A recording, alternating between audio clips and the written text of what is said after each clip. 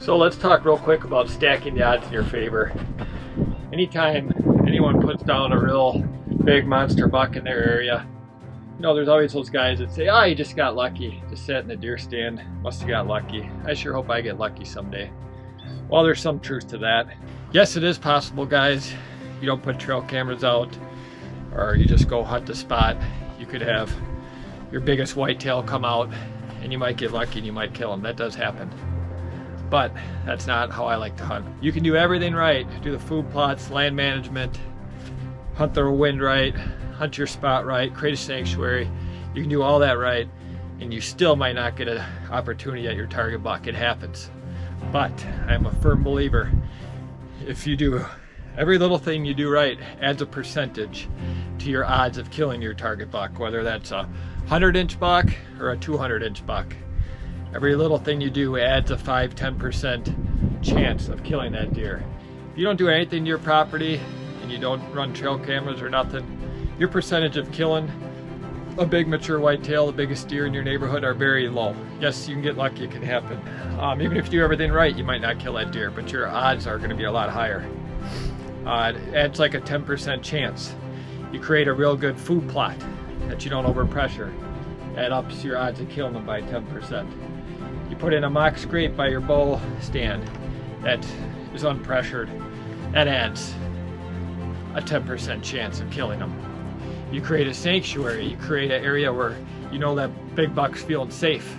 That's gonna up your odds 10% of killing them. You're hunting off a main trail, either through scouting or trail cameras. That big mature buck is taking that trail. That's going to up your odds by 10%. You have an unpressured food source. A lot of guys do food plots. The problem is they don't hunt them right, or they overhunt them, I should say. I don't even hunt my food plots unless it's in the morning and I know there's going to be no deer in there. As weird as that sounds, it led me to kill this buck as well as a real nice 10-point I shot this year. My food plots are sanctuaries. The deer feel safe, they feed there. This buck was in my soybean food plot that I created for him. The year prior, I was after him. Like I said, he was a mature deer then. He was either 4.5 or if not 5.5. I think he was 6.5 the year I shot him here, but he was a mature deer the year before I was chasing him. And I created a soybean plot in there for him. And I didn't have a stand within 100 yards of that soybean plot. I put a cell camera in there and I stayed out. And he felt safe in there. I plant my soybeans late, they stay nice and green. And I'm a firm believer, that upped my odds 20% easily. Having the only green beans in town in September and October that this buck could enjoy really helped up my odds. So if you stay off your main deer trails and keep them scent free, that's gonna up your odds by probably 5–10% of killing that buck if he comes in. If you hunt the wind, gotta hunt the wind right, guys. If you're hunting the wind right that day, that's gonna up your odds 5–10% of killing that buck. If you position your stands right, not right on top of the main trails, not in the bedding area. I like to hunt near bedding, but not right on top of it, and I like to have the correct wind. If you do that, that's gonna up your odds 10–15% of killing that big mature deer. If you hunt the cold fronts, hunt those big temp drops, I'm telling you, I've seen it firsthand. Big mature deer get on their feet. It's incredible how the cold weather can get these big guys moving.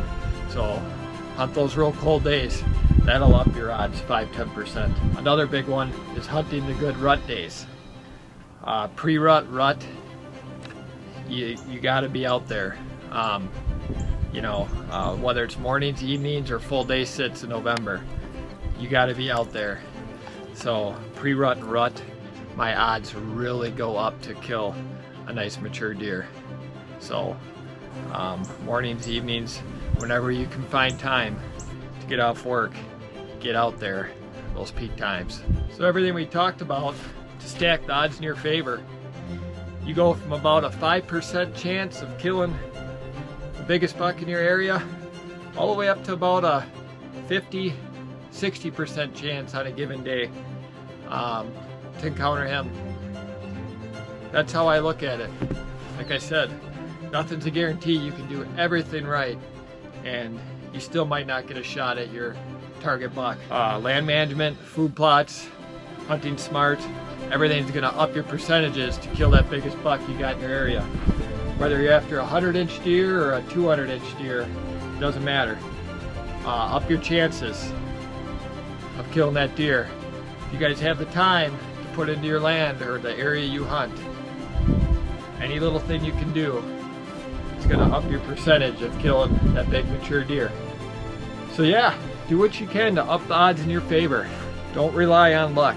I mean, why rely on luck when you can do things to help your chances of taking down a big buck like this? If you're super passionate about it, put the work in. It's amazing, you know, you put the work in. You don't have to be an experienced bow hunter, whether you're just started or if you've been doing it for 30 years. Put the work in, hunt smart. Your odds of killing the biggest buck in your neighborhood are going to be greatly increased. Check out my channel for more detailed information on food plots, everything that led me to kill this big boy. And I'm not in trophy whitetail territory. I don't have hundreds of thousands of acres. This big buck was killed on a 10-acre piece.